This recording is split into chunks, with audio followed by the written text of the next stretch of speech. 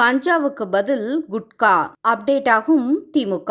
திமுகவின் பல பதவிகளை ஏற்கனவே உருவாக்கியுள்ள நிலையில் புதிதாக போதைப்பொருள் கடத்தல் பிரிவு என்று ஒன்றை உருவாக்கி அதற்கு பதவிகளை வழங்க ஆரம்பித்து விடலாம் போல. அதுவும் இன்டர்நேஷனல் லெவலில் இருந்து ஒன்றியம் லெவல் வரைக்கும் பிசினஸ் நெட்வொர்க்கை தாறுமாறாக வச்சிருக்காங்க.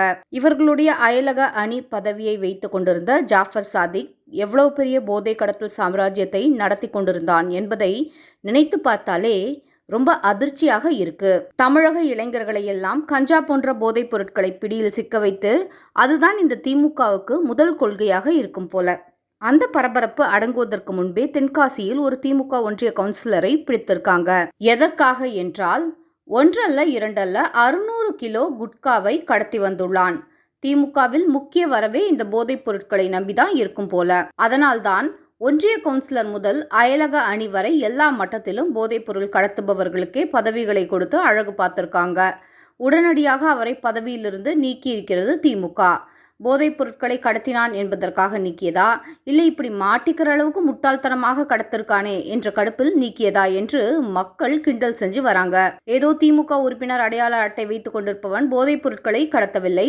திமுகவில் நல்ல வசதியான பதவிகளை அனுபவித்துக் கொண்டிருப்பவர்கள் தான் இந்த கடத்தல்ல ஈடுபடுறாங்க. திமுகவில் பதவிகளை வாங்குவது அவ்வளவு சுலபமும் இல்லை என்பது எல்லோருக்குமே தெரியும்.